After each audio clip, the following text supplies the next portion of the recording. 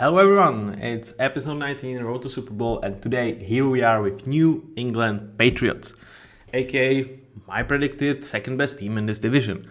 And it's kind of scary out there because everyone in the media is telling like this is the easiest 10-win team ever. They are certainly a playoff team, and yet, when you see Vegas odds, you see over 8.5 wins with even money. Is Vegas in business of losing money, or is there maybe something to their restraints on a team that has won 8 games in last 2 years combined, and perhaps even 7 if you don't count beating Bills backups last week of last regular season?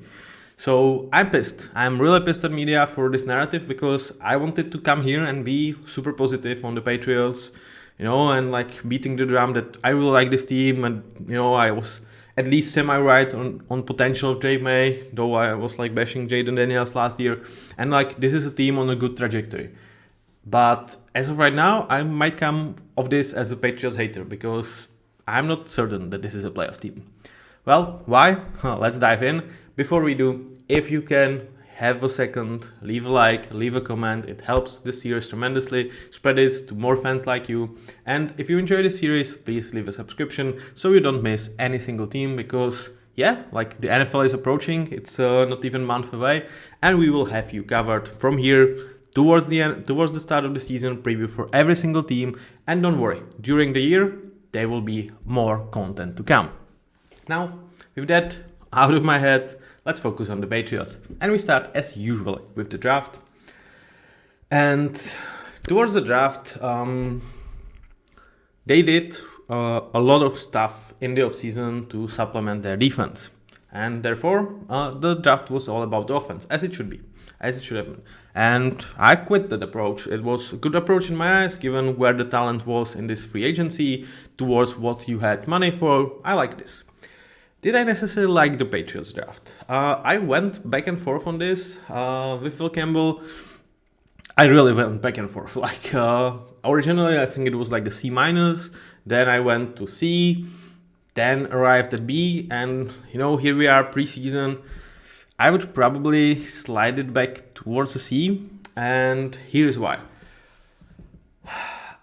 I think for the narrative of Patriots in 2025, this is the best pick they could have made for their offensive line. So for that, I get it. But when I really thought this through, I spent a lot of time on this narrative and on this draft picks. I was like, I would still go for T-Mac. I would definitely encounter some hot calls, but I would be happy to stay put and pick T-Mac as number 4, and I would like this. And with my second round pick, I would package this one up and try to move towards anywhere between 20 and 25 and get Josh Connerly. And you can say, well, in hindsight, Josh Connerly falling to the Chiefs. I mean, Josh Connerly falling to the end of the first round was kind of common knowledge because of his injury. But at the same time, I think he's one of 2 or 3 tackles from this class that I definitely think that has Pro Bowl tackle upside. With Phil Campbell, I think he could be good franchise tackle or Pro Bowl guard. I think his shortcomings, given his shorter arms, are just going to suppress his ability to really face out against the league's best pass rushers. I just don't see him consistently holding out against good guys or great guys or elite guys. Okay, against good guys, yes, but against great or elite guys consistently, I think that will limit his upside as a tackle. As a guard, I think there is a Pro Bowl in there.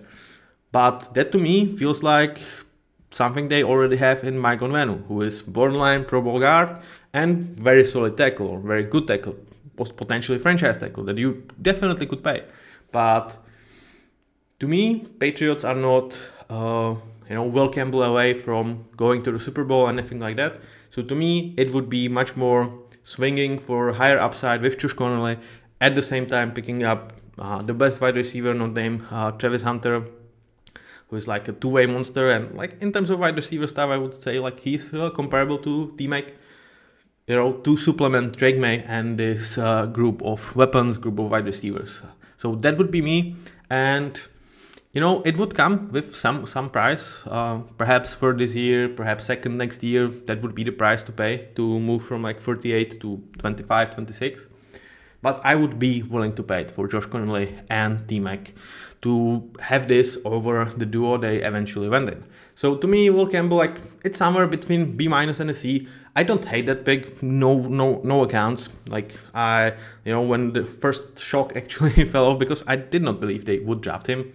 It was like, I saw the interviews with him. I saw him like really being this super high character guy that is going to play whatever is needed. So it's not about need to prove himself as a tackle. Like, if they decide to move him to a guard, I do believe him. I do trust him that it's not going to negatively impact him in terms of mindset, especially.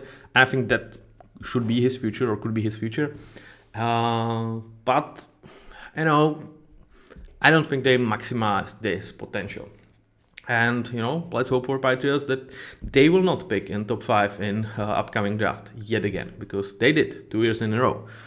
Now, for TreVeyon Henderson, I would be higher on him than I was originally after the draft process. And it's mostly due to listening to some insiders of Patriots and realizing with their help, credit where credit is due, that with Josh McDaniels,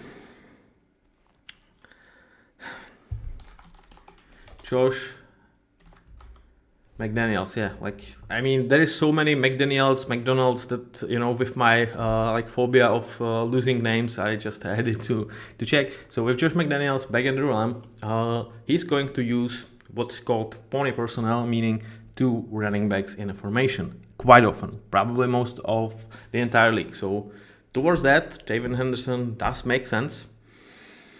At the same time, is this a guy worth 38 pick? I did not see it as strictly of a runner. I think he's going to be great threat in terms of receiving back. He might be one of the best, eventually. But as a pure runner, I don't necessarily see that. And given that you have Antonio Gibson, who I would say right now is slightly better than TreVeyon Henderson, and I think upside of Henderson is 130% of Gibson, which obviously you like that, but is it maximizing your potential with such a nice pick in this draft that was filled with really good players from let's say number 4 to number 50? I'm not certain, and I still do have my questions about this pick. So we will see if I will be right on this one. Though I think he's going to be productive. They will tail the offense in large part towards TreVeyon Henderson. I'm not sure it's going to be working as great as they envision, and in a lot of people's minds is we are getting another Devon Achane, or in best case scenario Jahmyr Gibbs. I don't think TreVeyon has quite this upside. Kyle Williams, yeah, I like him as a really big play threat for Drake May, for his cannon arm. I do believe he has huge utility for the Patriots, who do like field stretcher. They, for several years they really were every wide receiver kind of, or everybody in those rooms. We are really good. 10 to 15 yards from the scrimmage at most. Down the field, no. And then you draft a quarterback with a really nice arm for throwing deep balls, and it doesn't necessarily have guys that have speed to back this up. Now you have Kyle Williams. He needs to start catching the ball better, but at the same time, I think this is a really nice fit. And it continue, while I was critical of a little bit of Will Campbell and slightly more of TreVeyon Henderson, and I really think that if you went about this my way, I would absolutely love this draft, and you would knock it out of the park. I really love what they did in day 3, because Jared Wilson, it was back end of day 2, but almost early 4th round, this was really late 3rd. Jared Wilson is a guy that I expected to get off the board much sooner, especially with how early a lot of guards went. So I expected this run of interior offensive linemen is going to continue, and I feel like Jared Wilson should have been gone by 79 or 80. So get him here and get a guy that is absolutely perfect to I guess, learn under Garrett Bradbury for a year and eventually replace him. This is absolutely perfect, because in Bradbury you have, like, let's say, capable starter for a year for Drake May to, let's say, learn and not necessarily have to care about all of the protections, because Bradbury could call them. But within a year, I think you can plug Jared Wilson in, and this is a really nice plan and really nice value. So I was huge on this one. And the same goes for Joshua Farmer and Brandon Swinson, because they've refreshed this defensive line with talent that was falling down, because this was such a defensive line heavy talent influx type of a draft, that you just pick up pieces. Then in normal drafts, I would say, perhaps end of round 2, they could get a chance on some teams, and you pick them here. That's amazing value. So overall, pretty good draft. Could this be a draft that absolutely knocked things out of the park? I think so. If this offense, we will talk about it. We will talk about it a little bit more after. But overall, pretty solid draft with some, I would say, missed opportunities for the Patriots. Now, where does this leave their offense? Under Josh McDaniels, who comes back for the third time as their offensive coordinator for the Patriots. He obviously has several rings with them, with Tom Brady and with Bill Belichick. And he's back. I think it's actually a good hire from Mike Vrabel, who took this team as a head coach. And let's talk about these two guys. So for Josh McDaniels, I don't think he's ever going to be anything close to top 10 offensive coordinator in the league.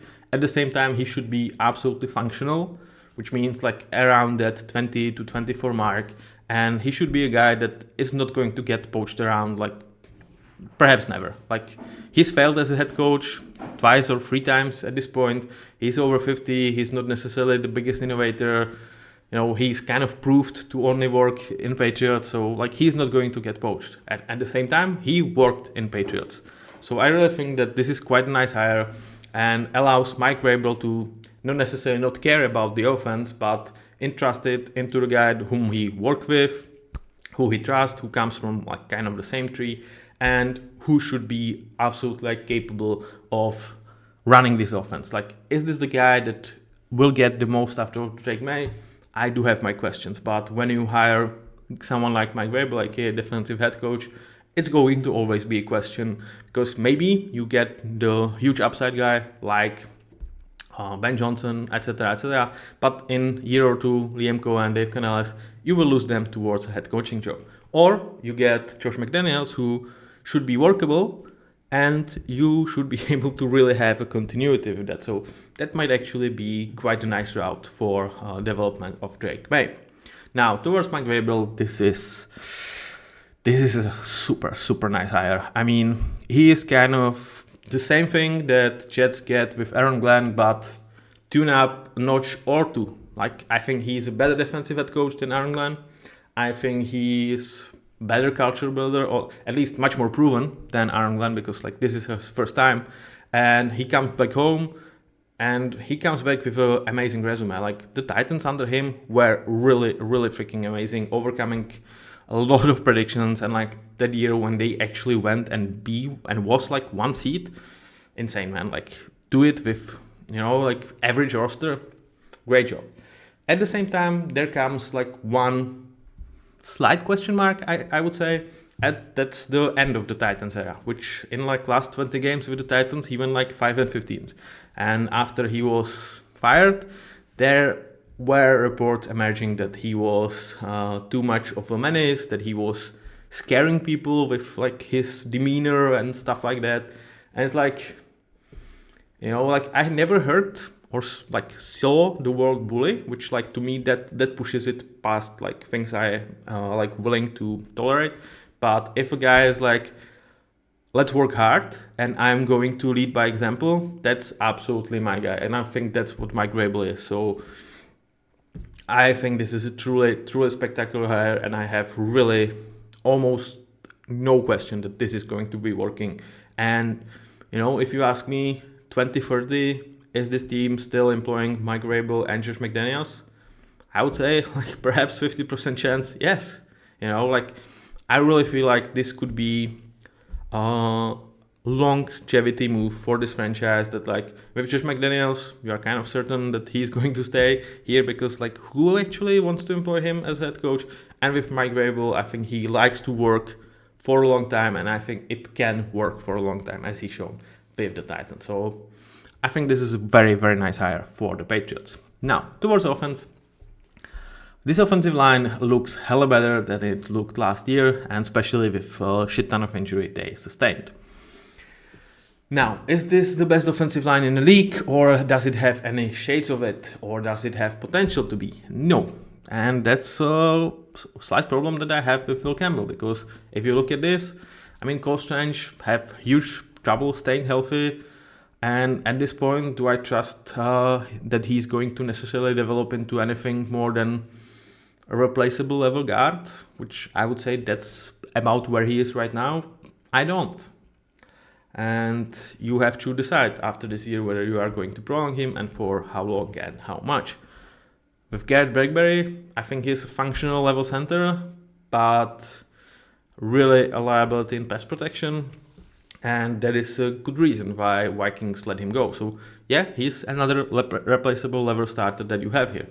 Those are like good placeholders when you try to not get Jake May killed, but you know, I would probably go for a guy that can pass protect better than Garrett Bradbury, which like I think that's Jared Wilson, where he should come like within a year or year and a half and replace Bradbury. But they paid him for 3 years, though like it's more of a 2-year deal, and you can cut him for pretty much free. Now, this like already having 2 replaceable starters is not necessarily great, but I think there is some longevity plan. With Phil Campbell, that's where I'm like concerned. I think at his peak, probably important starter as a tackle and amazing starter as a guard, which like is a great player and can absolutely justify number 4 overall pick.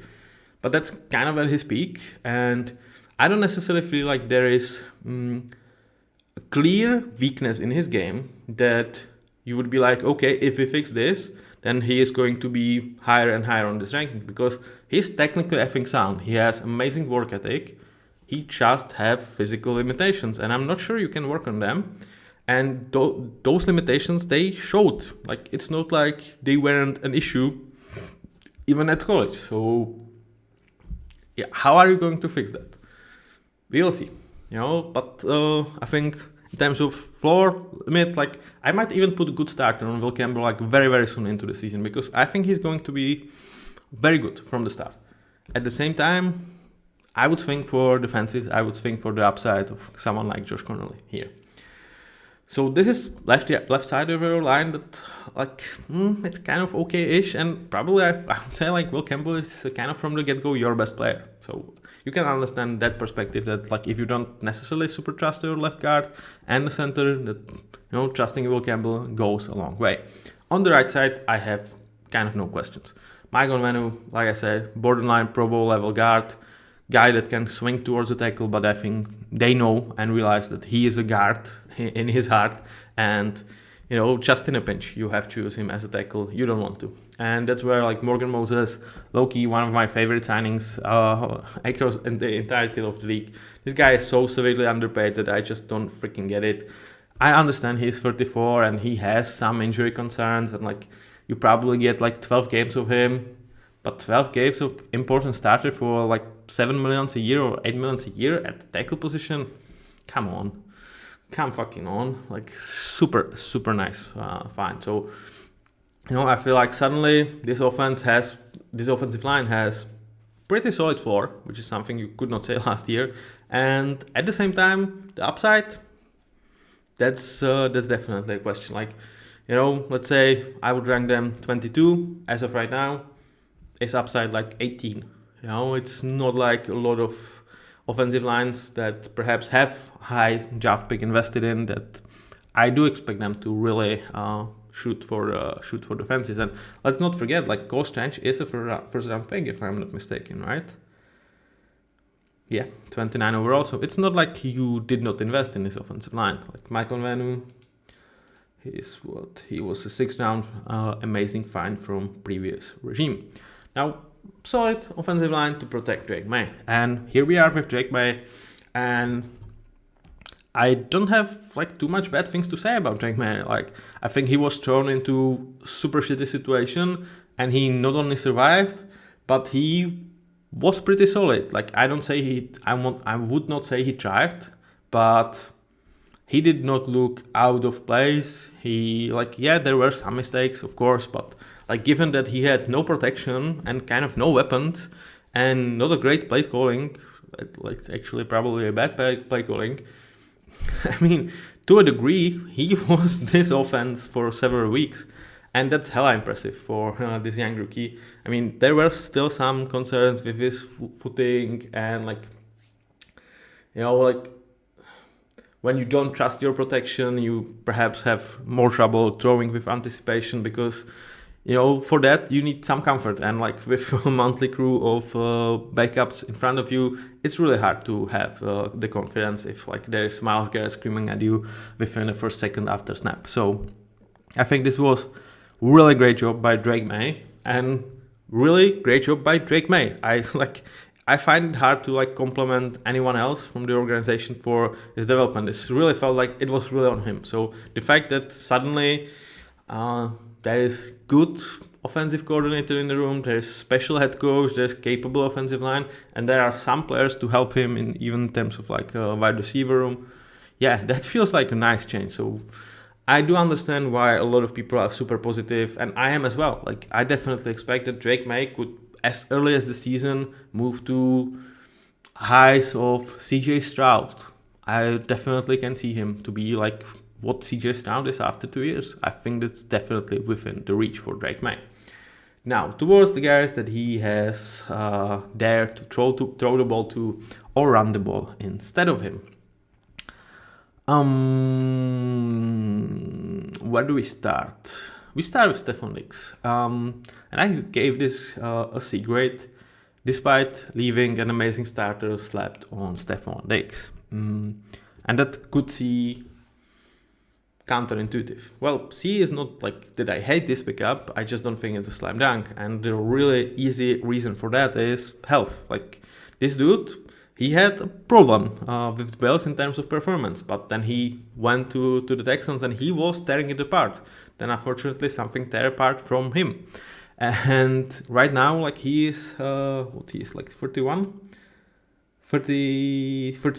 and he's coming back after a serious injury. And it's not like we've seen so many wide receivers age 32 just not losing it. Like DeAndre Hopkins, not to get like too far, like, last year with Kyler Murray, like 2021, he was still superb. Then they cut him, he went to Titans, or like it's a year after that.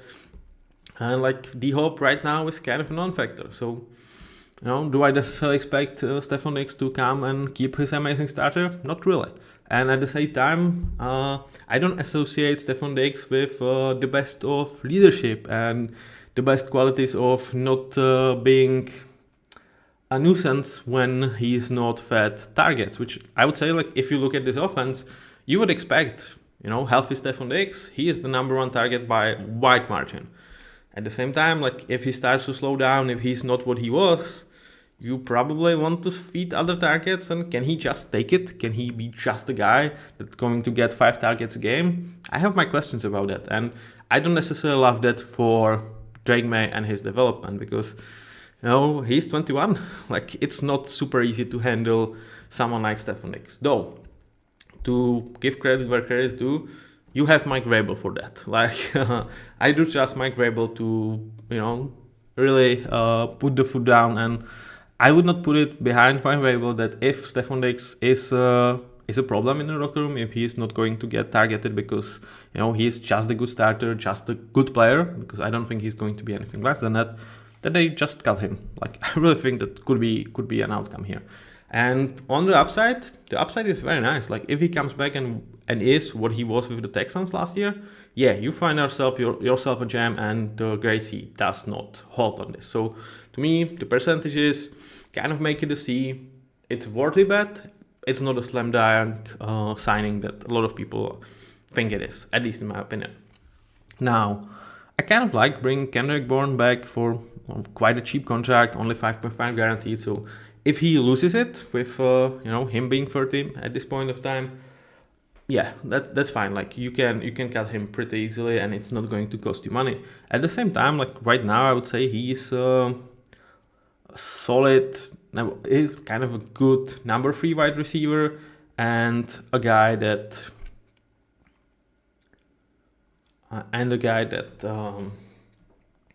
you know will do as kind of a placeholder when you decide if it's Jalen Polk, if it's Kyle Williams, if it's Javon Baker, Keyshawn Booty. Like they have several young talents that are ready to overcome Kendrick Bourne and take his job. Though like all of them with like different skill sets. And I think, for now you are kind of happy to have a solid player here before those young guys take over. And it's not going to cost you too much money. I'm a huge fan of Demario Douglas. He is, I wouldn't say like quarterback's best friend, but a guy that tries his ass off. He catches everything. He's just not like super dynamic after that. And he has limitations physically, so I think he's kind of kept out as a good starter for me. I was like, when I was looking at tape, like I thought that maybe I would be expecting some bigger leap from Demario Douglas. This is just like his 2 year in the league, but I think he's kind of what he is, and I don't necessarily believe he's going to get better. But as a future wide receiver 3, hopefully for this team, that's absolutely nice weapon that you are super happy with. So. At this point, like he might be, if Stephon Diggs cannot come from injury very nicely, or like if he gets too much of a drama queen, getting Bourne falls off, he might be the number 1. That's not Demario Douglas, let's face it. Now, Hunter Henry, I don't want to spend too much time on Hunter Henry. He's like good receiving threat as a tight end. He can block, he's not special at that. And you can do with Hunter Henry. It's not special, it's not bad. That's what Hunter Henry is at this point of his career, and I think you are like absolutely okay with him as like your 4th best threat in terms of pass game. With Travion Henderson coming in, with some of the young wide receivers looking for a chance, he might slide into this role as early as the season and just really like thrive in it and like have around like between 500 to 700 yards a year and just be a solid player for you. Now, with Ramondre Stevenson, I like Ramondre a lot. I was happy that they paid him. At the same time, like he struggled last year mightily with fumbles, and it's going to be interesting to see how the new regime is going to handle the situation, because they paid him last year. Like the old regime really paid him last year, so he is signed through 2028. At the same time, it's not necessarily like he needs to be a guy that has 30 touches a game. So backfield between him and Travion Henderson could work. I would be absolutely okay with working backfield with him and Antonio Gibson, who has 2 more years of absolute cheap control with 4.5 million a year. And at the same time, like if the fumbles don't disappear from Ramondre game, they might cut him loose or like stop giving him touches despite him being paid, I don't know, top 10 running back money at this point. So we will see. He definitely has fire under his ass with Travion Henderson, who's like, he wants to take over this job. And especially with Josh McDaniels, you would assume that he had a big say in this draft pick, that like he really wants Travion Henderson and his skill set here. So Ramondre needs to work on, and I think that's where he could thrive. Now, is it some kind of special group of guys that GMaty has to throw to or like help him running the ball? Hell no. Like I think it's functional to a degree, but unless Stephon Diggs is his Texan self, or even like he's not going to be his Viking self, but if he's what he was with the Texans, we can talk, but I really do believe that after 4 or 5 weeks, when I will revisit my grades, I will probably lower Stephon Diggs towards interior starter, important starter. If not, like huge kudos to Stephon, and like we can really talk about this offense, but have potential to not tear the league apart, but really help GMaty accomplish like almost similar heights to what Jaden Daniels did last year, because this kind of really looks very similar to what Washington offense was in terms of quality of O-line. Like there are some good pieces, some bad pieces, or like some solid level starters. You have your number one guy. If Stephon Diggs can play towards an amazing starter, it's not so far away from what Terry McLaurin was for Jaden Daniels. You have good running backs, not great running backs. You have some depth at wide receiver, no one special. Like this could really remind a lot of what Jaden Daniels worked with.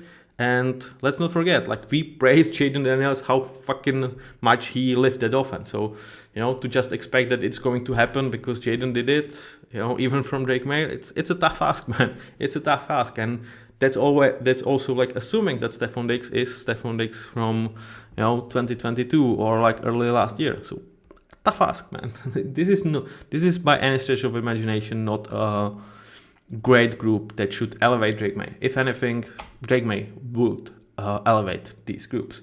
Now, in terms of backups, like I say, I really like Antonio Gibson. I think he's like at some teams he would probably like attack a 60-40 split as a starter. Here he might really get phased out. I wonder how they're going to handle his snaps. We will see. We'll see with Antonio Gibson.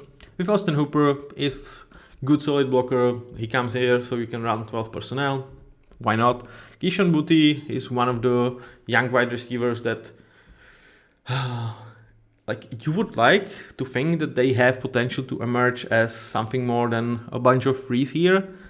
I would say only Kyle Williams actually has that number 2 potential, and that's also where like T-Mac conversation definitely comes out for me, because with T-Mac I could see a long-term one. Kyle Williams, like big play threat, like something like a JMO for the Lions, and then with Keyshawn Boutte, with Demario Douglas, perhaps with Jalen Polk, you have a bunch of guys that can rotate as a freeze, and you are super happy with that. It's like they are running deep. Like you have Jamon Baker, Kyle Williams, Mike Hollins, who we have not even talked about, who I'm like really happy that they brought, because I think he's going to get more snaps than you believe. I would expect like somewhere around 400, because he is very well blocking wide receiver, and for some of the boring personnel, I would not put it past Josh McDaniels to have Mike Hollins out there to even improve the chances of your run blocking being successful. I would say it would require Stephon Diggs to be Stephon Diggs, that you have to kind of double team him and then create a mismatch in terms of numbers with Mike Hollins, with two running backs, and really try to run your opposition over. In terms of backups for the offensive line, like I said, I'm really high on Jared Wilson, though I don't necessarily believe like he has guard flexibility. So to me, he's in a year replacement of Garrett Bradbury, but not necessarily a guy that if Cole Strange goes down, I'm expecting to just slide there and like not be a problem. So in terms of guards, like I really would hate if they had to go like to CDSO guys of the world. So you have to hope that he can stay healthy, because if not, it could be a problem. There might be some talks there were about Caden Wallace sliding towards a guard, but if he does, like who is your backup tackle? Like, I don't really know. So they are kind of starting 5 and the center as a backup, and the rest of it I don't necessarily trust, and that's kind of a scary place when Cole Strange has huge injury history, where Morgan Moses has injury history.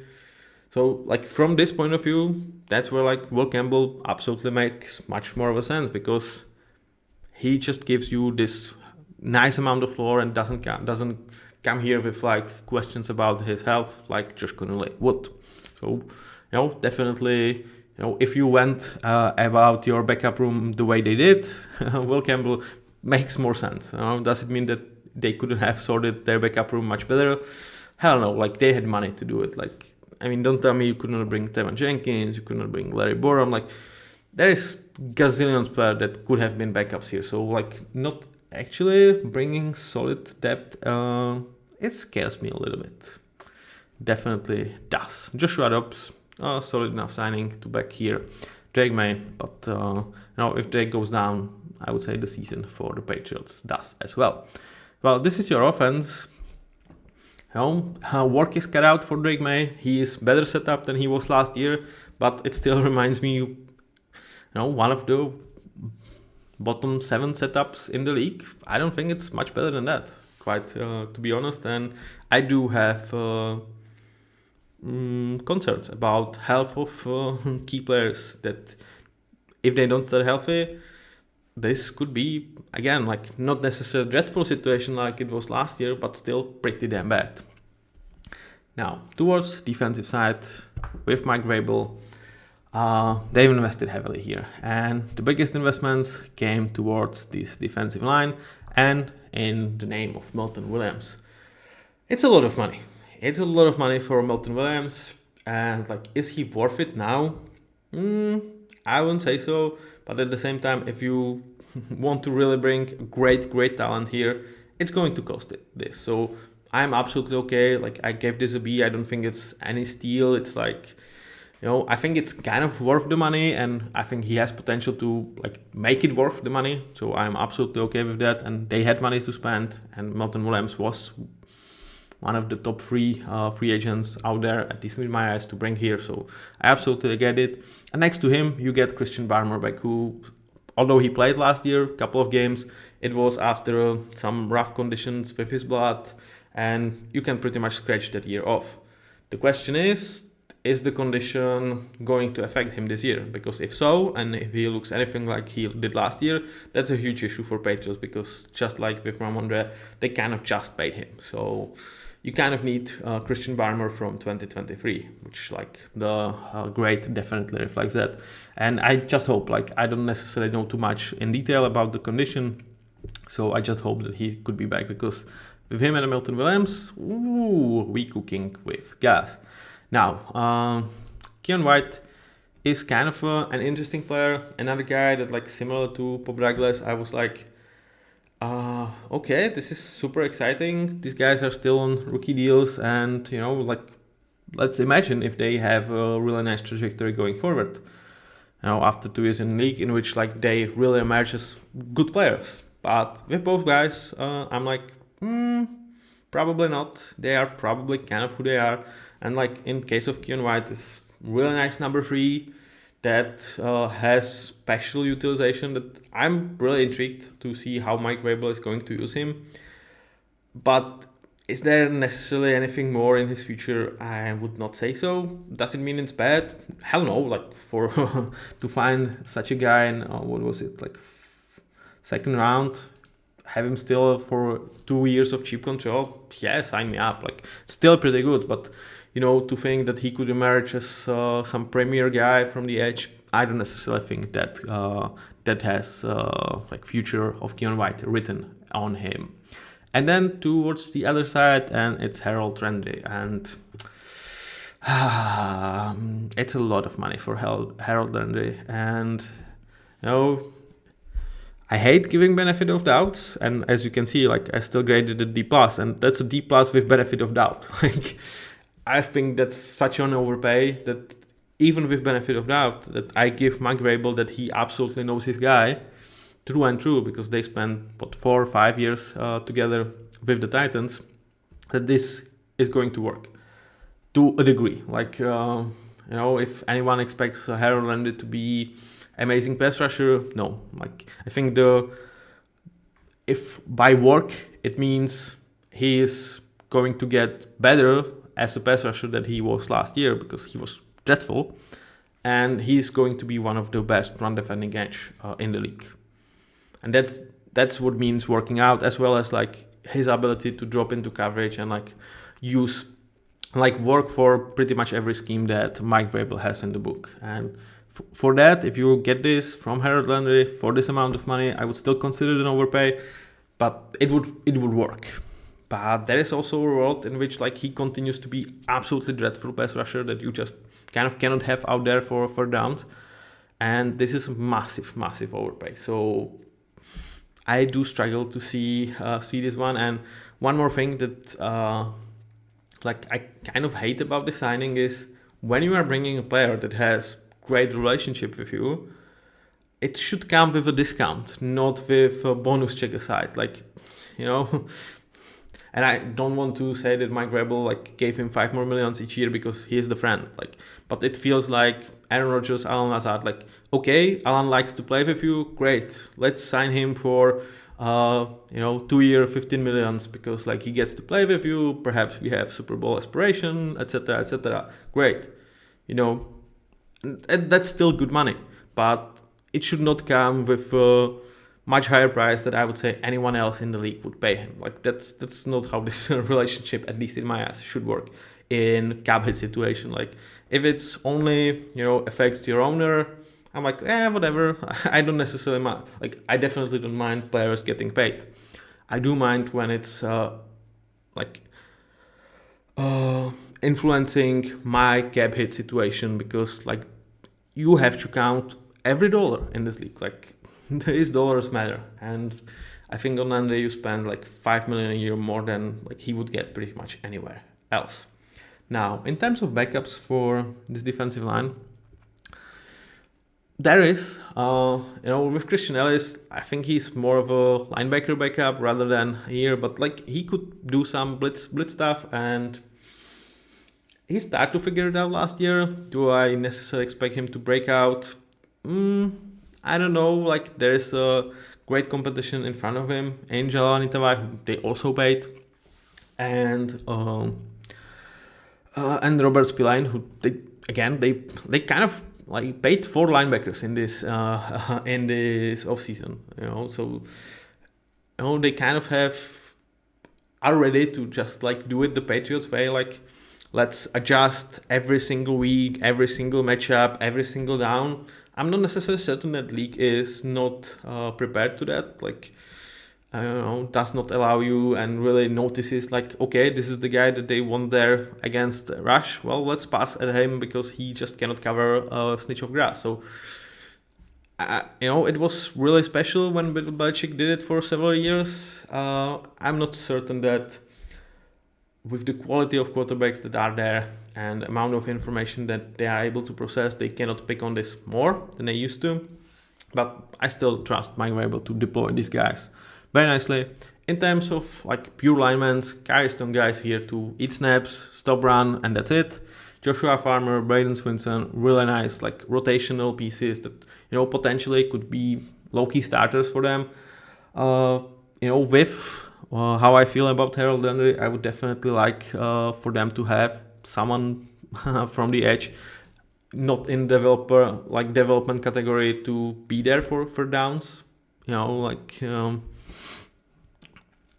They don't necessarily have that guy. Like from the edge, you hope Keon White can do some damage, but I don't necessarily see you attack from the edge on pass rushing downs effectively. Like I think it's going to be blitzes, it's going to be pressure from inside, but in terms of edge, I don't necessarily see that with this team. Now, in terms of linebackers, we already talked about this. John Itvai, he had kind of a down year, yet they paid him solid amount of money, like 3 or 16 million, so they still believe him. Robert Spillane, very nice signing. I think he is, even by me, probably a good starter. Does not give him justice. I'm really thinking about important starter for him. He's just really damn good, man, and probably knocks on like top 10 linebackers in the league. Really smart, really nasty in terms of he doesn't mind to rough it up. Like he's going to tackle you into the ground. He's going to be aggressive, not like in a bad way, trying to get some big plays in terms of like stopping runs for negative losses, blitzing in the backfield. I think this is going to definitely work. And like Jack Gibbons being brought here is another Mike Vrabel guy from the Titans, and a guy that should complement this quite nicely. So this is one of the deepest linebacker pool that if I probably rank Robert Spillane correctly, I will just see 2-3 games with him, how he handles new system and transfer here. You have pretty good linebacker room. Overall probably in the mid part of the rankings, 12, 13, 14, like slightly above the average, because you don't necessarily have the guy, but it's absolutely workable. And the same goes with this defensive line. But it comes with like I would say the most key position of defensive line, which is an edge and pass rushing edge. You don't necessarily have that in my eyes. So, and it also comes with question about Christian Barmore, because if he's like his condition is like stopping him from play, or like makes him play 1 foot slower than he used to be, and suddenly like this is not necessarily the deepest interior room in the league, and it could be a problem. So like it's a workable defensive line that, if a lot of things goes right, could be, I would say, average to slightly above average, but nothing more than that. And there is also a world in which this D-line is actually bad, or like I would say bad, like 25th in the league, like bottom 7 to bottom 10. Now, towards the biggest strength of this team, and what, like, beside the potential of Drake May. Now, here I must say, like, Kyle Duggar definitely deserves important starter. I went back and forward on this, and like he clearly played injured last year, and I should really scratch that season much more from the books than I did already. So like, imagine Kyle Duggar has important starter next to him, and this is like amazing room. Christian Gonzalez is easily top 10 corner in the league. There's like, I don't think there should be any discussion. The only problem with him is he only played like 18, 19 games as of right now, so the sample size is not great, but the tape is freaking excellent. He is absolute stud. And next to him you got Carlton Davis. We paid him a lofty amount of money, but he immediately becomes like a top 3, number 2 outside corner in the league, and a guy that I think was kind of handpicked by Mike Vrabel to be, I would say, slightly a risk taker, trying to get the ball, trying to flip some games. And at the same time, like, he can pass defend a lot of, if not every, wide receiver too in the league. Probably a lot of is better wording. And the only question with him, that could like bite Patriots is the longevity with him, the durability. He misses several games here or there every season, so that's slight knock. And like, they paid him severely. Like, it's not a small pay for a guy that's going to be your number 2. Now, what this room has as a problem is kind of who is there beside these 2 guys on corner as a corner. Like Marcus Jones, I think he is a capable starter, starting slot corner in the league. And they have him for how more? Let me check on that. So Marcus Jones, this is his contract year. He's 27, and this is the finish of his rookie deal. So I think he has every motivation in the world to play his ass off to get paid next off season. This is the crucial year, and like, when you when you have 2 outside corners behind you in Christian Gonzalez and Carlton Davis, like, there's kind of no excuse for you to not playing great, and I think he definitely has that in him. I think good starter is the trajectory I see for him with the season, and 3 years, 35 millions kind of payment in the off season. I think that could be written in the Marcus Jones future. Now, towards the duo of safeties in Jabril Peppers and Kyle Duggar, like I already said, with Kyle, it was injuries last year. He tried to play through it, respect to him, and like, I think it was really unfair to lower him towards a good starter after such a season.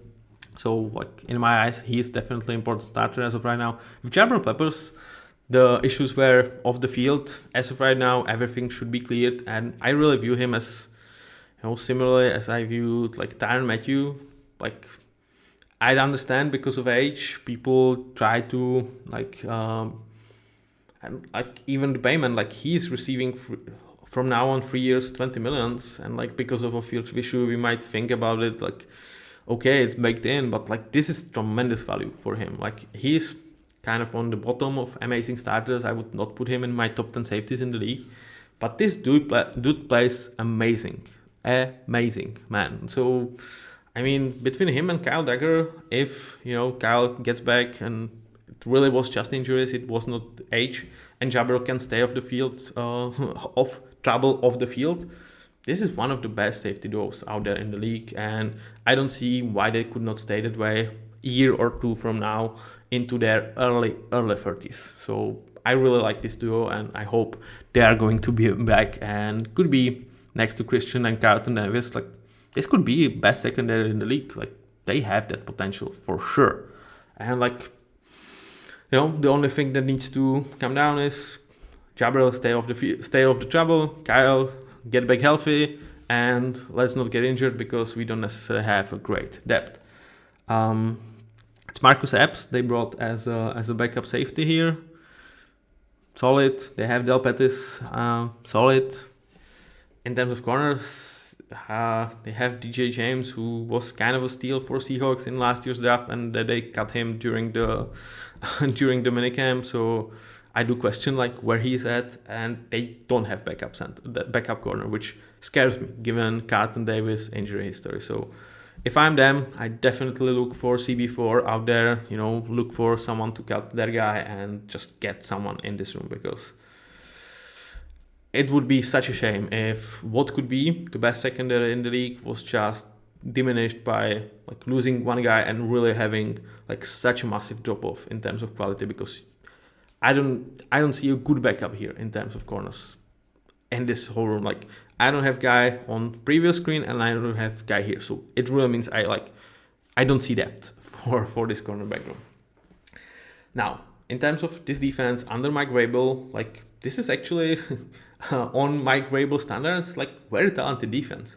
And like, if he makes this like a top 10 defensive unit in the league, I will not be surprised at all. Like, I think that's definitely a possibility, and like, I would not put it past Mike Vrabel to make this a top 5 unit. Like, if the secondary stays healthy and safeties, are back to their usual self, this could be kind of a no-fly zone in a way. With linebackers and like schemes, I think they could generate pressure in good enough rate that this could be a team that is really tough to move the ball on with Mike Vrabel. But it relies on a lot of things going well, especially in injury department, because in terms of interior defensive line, they don't have depth. In terms of corners, they don't have depth. In terms of safeties, they have some depth, but there's a massive drop off from these guys. So they really need to stay healthy and come together. And still, you need to overcome not necessarily having elite pass rush or even great pass rush from the edge. But we will see. I definitely do trust my Vrabel. Now, in terms of schedule for this team, and that's probably one of the biggest reasons why this team is like so heavily set to be the team that is going to make playoffs, that's going to win 10 games. Like, this is an easy schedule. Let's make it perfectly clear. This is one of the easiest schedule out there. But I still predict them to finish 8 and 9. And in terms of my storylines, as you are getting used to them, well, the first part is money well spent on Stephon Diggs. What is Stephon Diggs is an enigma to me. Like, is he going to be a nuisance and just a good player and a guy that might not even survive the whole season here because he's not going to be worth trouble that he's going to cause? Or is this like a low-end caliber number one wide receiver that is going to tear league apart in a way because he is by far the best weapon they have? I don't know. And it's a huge thing that could decide this season and like could cause them to overshoot my expectations. But I do think they will start 3-3. Good start, not great start. I feel like they have, in terms of builds, like, it doesn't matter where you hit them. If they would go 4-2, it probably would count like winning both games on the road at Saints, at Dolphins, which I think is definitely possible.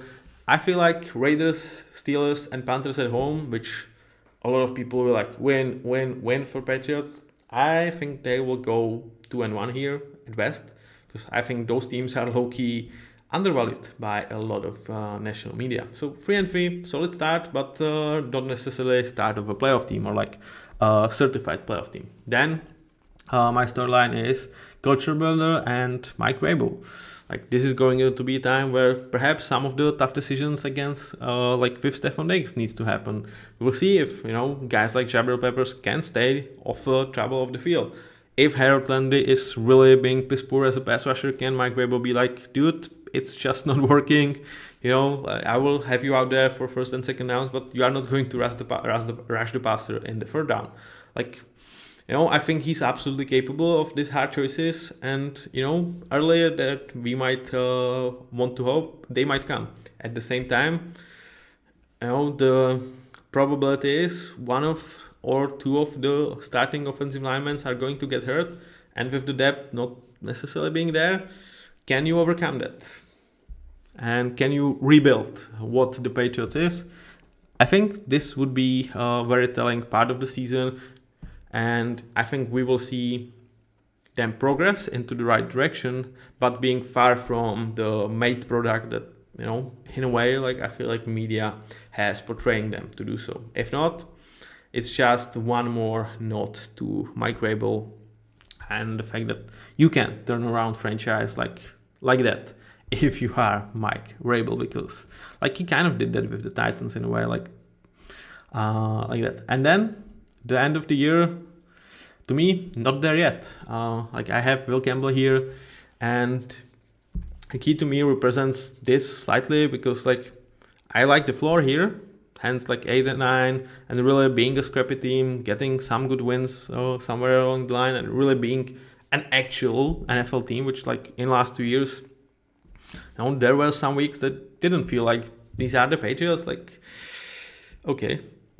But at the same time, in terms of upside, I just don't feel like this is the year where you should, really look at this team and expect them to actually make a noise.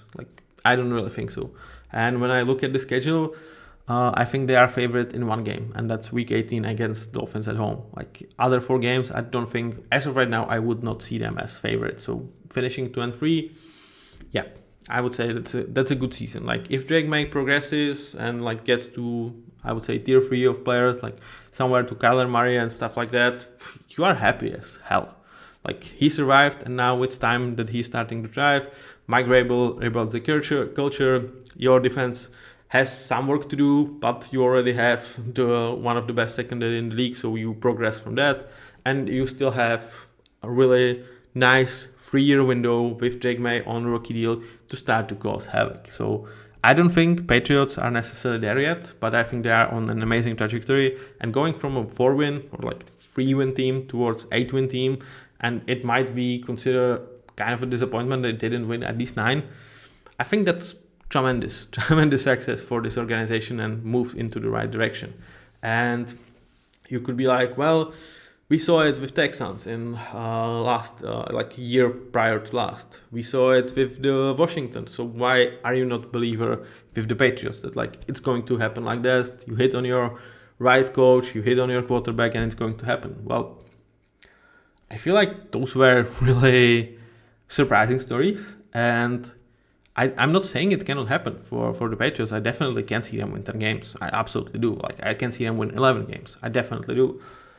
But where I'm pushing back is everybody is, or at least the media I've listened to, is try to portray this as a certainty almost, and I'm I mean, those were kind of fairy tales. Nobody saw Texans doing that. Nobody saw Commanders doing that. And they did. Kudos to them. Huge kudos to Demico Ryans. Huge kudos to DJ Stroud, Dan Quinn, Jaden Daniels. Huge kudos to them. But, we witnessed miracles in a way to, let's just assume it's going to happen from a team that picked 3rd overall and 4th overall in last 2 years draft and won 7 to 8 games over 2 years. And it's not like they were great before, because they kind of have been low-key bad for 5 years now. I'm just far from calling it a certainty. And when I try to project what I think the season looks like on average for this team, I see 8 and 9, 9 and 8 team. And I'm actually kind of happy with that. I think that's a successful season for me, not something to scoff at. So that was me. I hope I don't come from this as a Patriots hater, because I love Mike Vrabel. I'm so excited about him. I was a huge fan of GMaty last year's in the draft. Kind of put my head on the chopping block to say this is the guy that Commanders should have picked. Yeah, as of now, this didn't necessarily age well for me. But at the same time, I don't think it didn't age well in terms of the take I had on Drake May, because I think his rookie year was a success. So I'm looking forward to see Patriots play, which is something that I did not necessarily say in 24 to 30 months. Yeah, so I think that's also a success. Thank you for listening, thank you for watching, and we will see you with the next one. It's going to be Bills. Surprise, surprise.